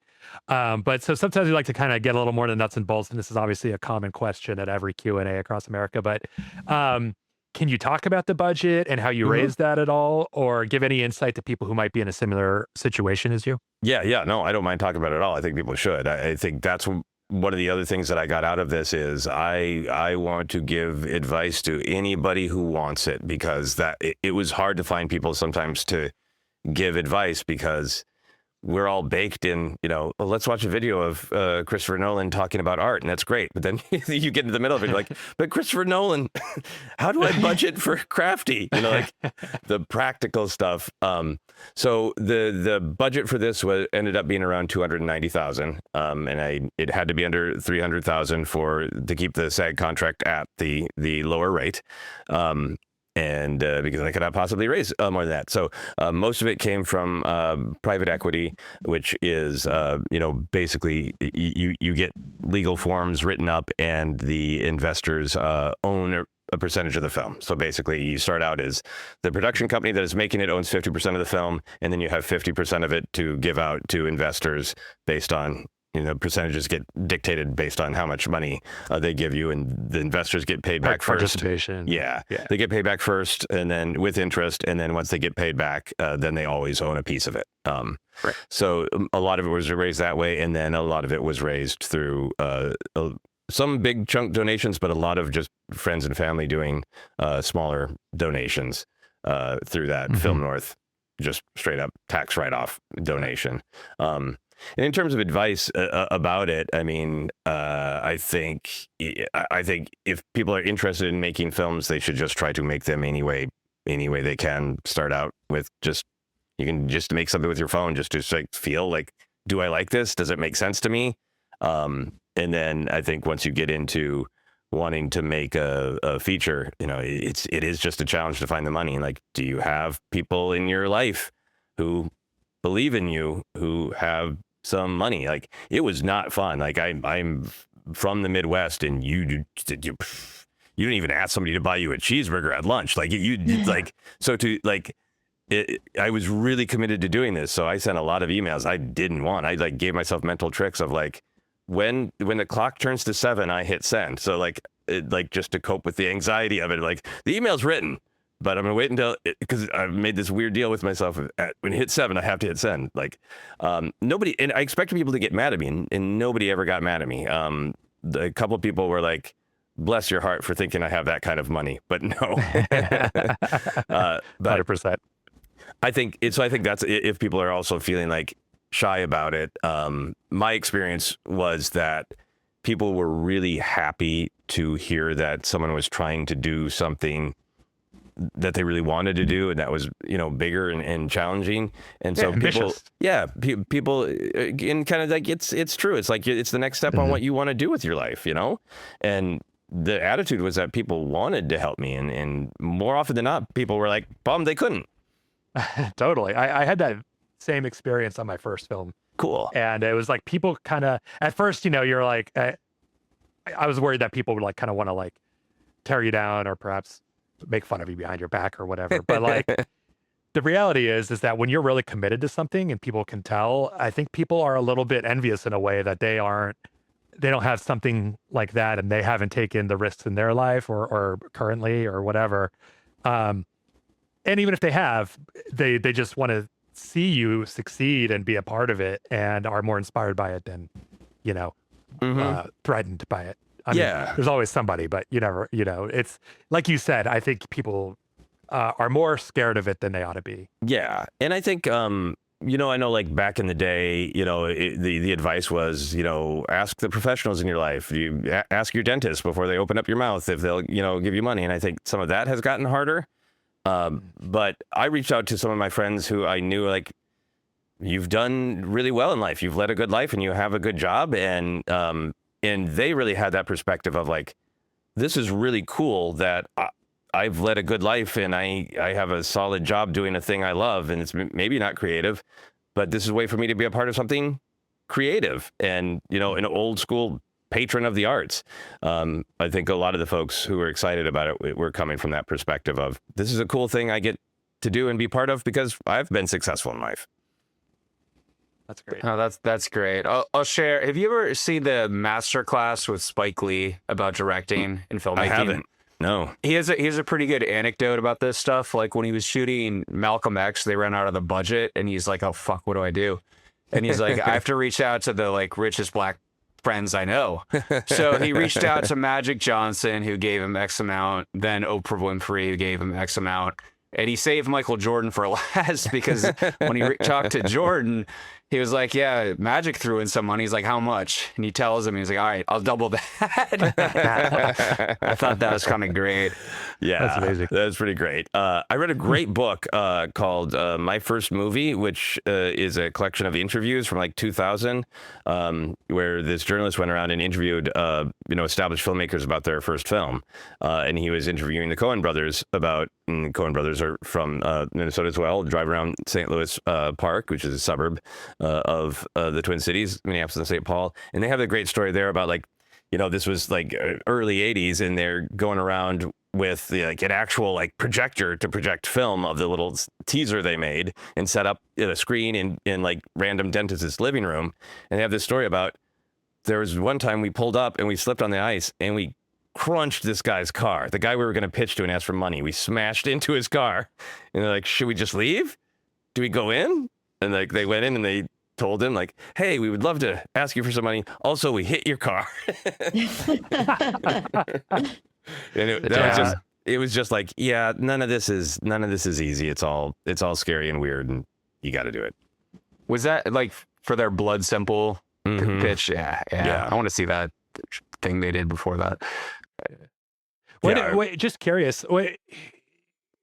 Making a film, philosophically speaking, is always a bit of a sacrifice of yourself in some ways, but there's also more tangible ways. Like, did you have to kind of like, put some of your own money, or like what sort of sacrifices or risks have you taken, and how do you feel about it now in hindsight? Yeah, definitely had to take some risks. I don't have any money because I've been an artist my whole life. It's one of the reasons to make a film could make money, unlike some of the other things I've done. Like, that is never going to make money, period. A film could. We'll see. It probably not. Maybe not. I hope so. I'm going to do everything I can. So that in itself is a risk. But my wife has a good job, and there are some times where like, we don't have enough and we need this chunk of money that I didn't know about because I don't know the whole process. And so, yeah, some of our money has gone in. So there's lots of motivations to make the film successful and and make the money back. Yeah. Spouses are the and partners, the significant others are all the unsung heroes, I think, of independent filmmakers. Yes, absolutely. My wife is just she has a really great day job, but she's an artist too. She's a dancer and she's been a stage manager, and we met performing together and we've done shows together. And so she really gets it and really has a lot of passion and is so incredibly supportive. And it is a sacrifice. Like one of the lowest moments was I had committed enough money and people had committed enough of their schedule of like, the ball is rolling and this film has to shoot on the day that we said, because I can't back out now. But then there was like a problem, got solved, but it felt unsolvable at the time. And I called my wife, was like, I'm sorry for ruining our lives. So like, yeah, I tell people it's like one of the most stressful, difficult, painful things I've ever done, and I wouldn't trade it for anything because the rewards are so great. But yeah, there's no lie in that. You have to give so much of yourself, and the people in your life have to be there to be cool with it. Well, now that you brought it up, like, what are the rewards? Both tangible and not tangible. What have you experienced? Yeah, I mean, it is. There's just the reward of the art of watching the film with people and hearing them react to it. There's just like the basic pride of that. There is the deeper, like literally, like I have these feelings, and it's cathartic to hear other people see them, feel them, experience them. I think for myself, I've always kept myself busy. I've always been doing artistic things, but there are definitely times where I found a groove and I stayed in it. And there's a part of me that's like, but you kind of want to do something else, And I think part of what's been really rewarding about it is this is what I really, really want to do. I think we are all getting sent on so many side quests. It's like, part of it's just the way the world is now with social media being one of the main ways we can reach people, of like, hey, I want to be a film director, but I need more followers. Well, how am I going to get followers? Well, maybe I should do a podcast. What should I do a podcast? I'd like stamp collecting. I'll do a stamp collecting podcast, and that will achieve my dream of directing a film. It's like, I don't know if it's any one person's fault. I think it just is what it is. We get sent on these side quests. And I think there's some times in my life where I let myself just stay on the side quest too much. It's been really nice to feel like I have been. I'm playing the main quest. I'm not going and collecting the weird beans that the stranger wants in Legend of Zelda. I'm fighting Ganondorf. That's a great way of putting it. Did you consider like crowdfunding? Because I know that's always like indie. Should or should I do that? Do I have to do it? Like how did you decide? Like, fuck it, I'm just gonna reach out to friends and family, or your approach? I've done a couple of Kickstarter campaigns and they've been successful, but they're so much work. Again, it's sort of like side quest. It's a means to an end. It's not. Yeah, in the side quest, it's a pretty direct side quest, but it is a side quest because you see the big number, but you've got all these fulfillment rewards, and you're making all these videos, and you're doing all this press that isn't really about the thing. It's about the thing you're doing to get the thing. Right. and I think I don't think I could have got that much money in from Exactly. It's crowdfunding. almost, unless you're already have an audience like a podcast or Yeah. you know, some like a celebrity or something like that, it's almost impossible to. Well, the trade-off reward calculus isn't great, because you do, like you said, it is a full-time job, and then you end up with, you know, if you're lucky, like let's say you knock it out of the park and you raise $80,000, which for an indie film, I think most people that's a lot. Insane amount of money. Yeah. Yeah, but it's like, for the amount of effort you put in, it's like relatively small in like the grand scheme of a budget of a feature film, you know?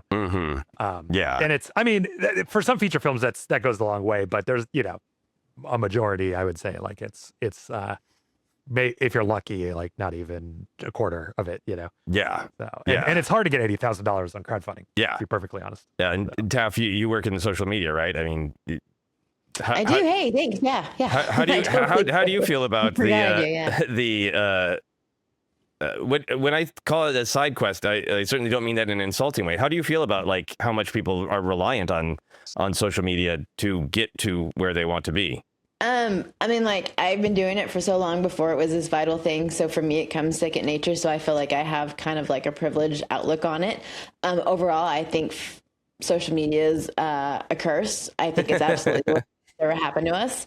But it is a fact that if you don't know what you're doing, you're not going to see any sort of output. You're not going to see any sort of growth, and you're not going to have that exposure that you're looking for. So unfortunately, you know, it's kind of a double-edged sword to where I think it's terrible, but it keeps me employed. Well, I'm happy for your horror then. Yeah. But it is something that I see all the time. People are desperately trying to get the word out. And at the end of the day, there's just certain ways and there's certain things to do to get it to happen. And if you're not working with it, then it's going to be tough. Yeah. Unfortunately. Yeah. That makes a lot of sense. I think it's a tool. And if you want to use it, you got to pay for it and hire a professional. It's, you know, it's like, hey, you want your film lit well?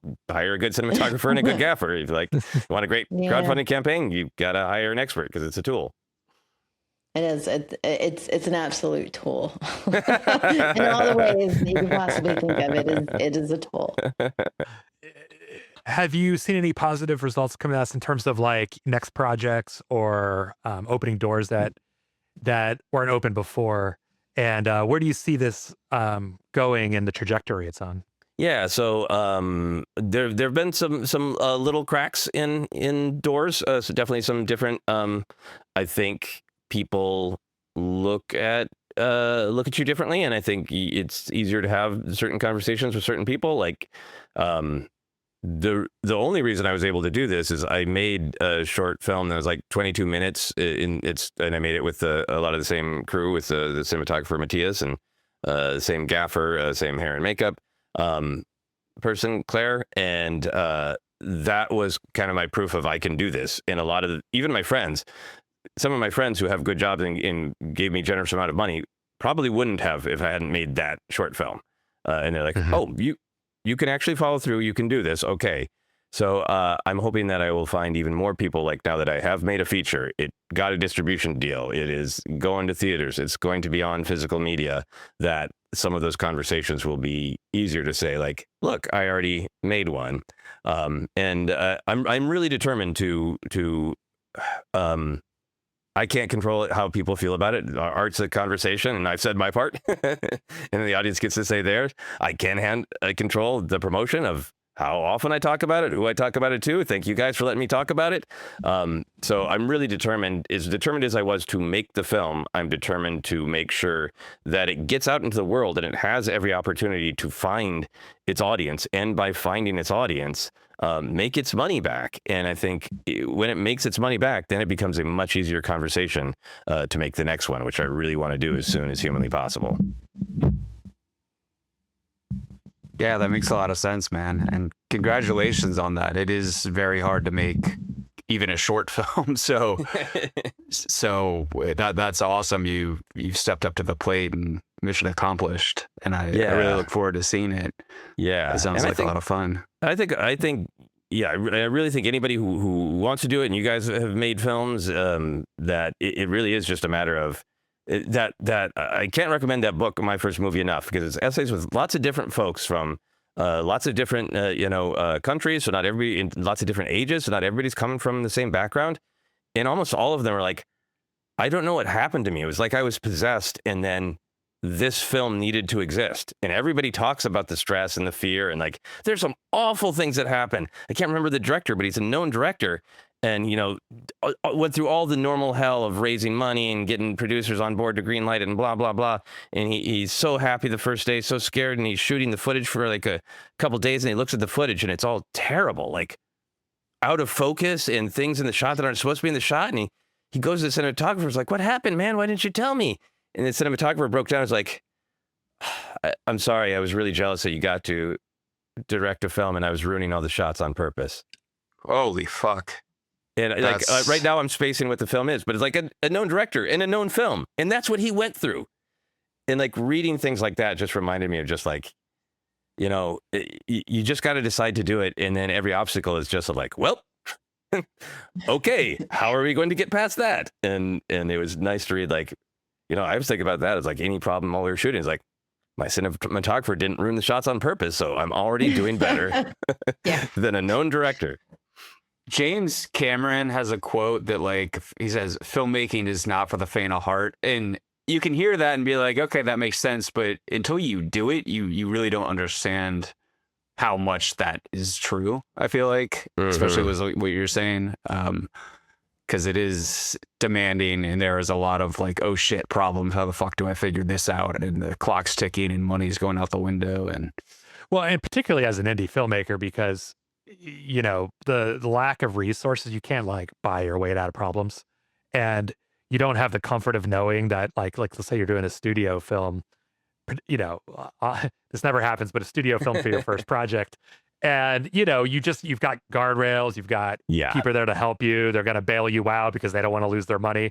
When you're an indie filmmaker, you've made promises to all the people that you've raised money from, and it's all on your shoulders. And a lot of times there is no one for you to turn to be like, I need help. You can ask for advice, and, ideally you have a network to do that. But there isn't like somebody else who's intrinsically invested in the outcome enough to like step up and pick up balls that you've dropped. So it's really all on you. And I don't think it's talked enough about that stress and anxiety that comes with that, and sometimes the resulting PTSD.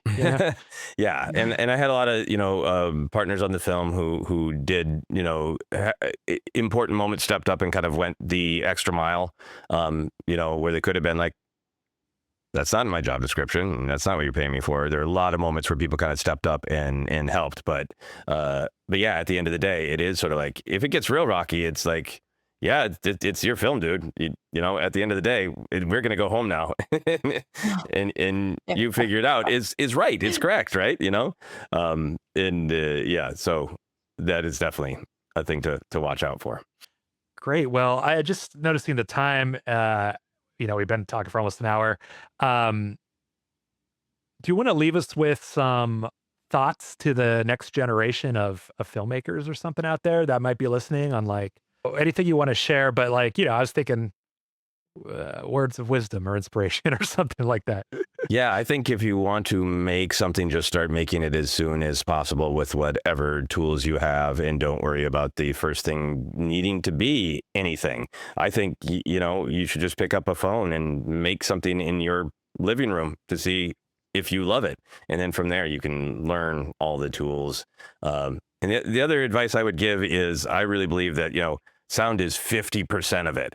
And a lot of our discussion of cinema can be, really praising this shot, the Kubrick shot, the Spielberg shot, right? And like, sometimes we will really talk about John Williams with that, but like, it's more of a nerdy thing to like go around praising Ben Burtt, who did, all the sound design for Star Wars and Indiana Jones and all that, But I think the sound design is one of the best parts of filmmaking, because there's just an absolute sense of play of just like, there's not as much time pressure. The film is already there, it's been filmed, and then you're just alone in your home with like a hammer and a lemon and a microphone, and you can do whatever you want as many times as you want. And there's this delightful sense of play. And if you're just starting out, you'll see a shot and go, that doesn't work at all. Add a smash and a thump, and suddenly like, now it's cinema, now it's alive. So I would say like, have fun with sound, play with sound, because it is half of the film. Well, all right, here's something random. Tell us a fun fact about yourself. Oh gosh, I have a mild squirrel obsession. Do you want me to elaborate? Or? Yes, please. I That's feel interesting. like... What is that? That's it. Yeah. That is it. I need no more. I know exactly what you're talking about. That's it. Mild squirrel obsession. Joseph Scrimshaw. Yeah. I feel like if you have any squirrel obsession, it's beyond mild. Fair enough.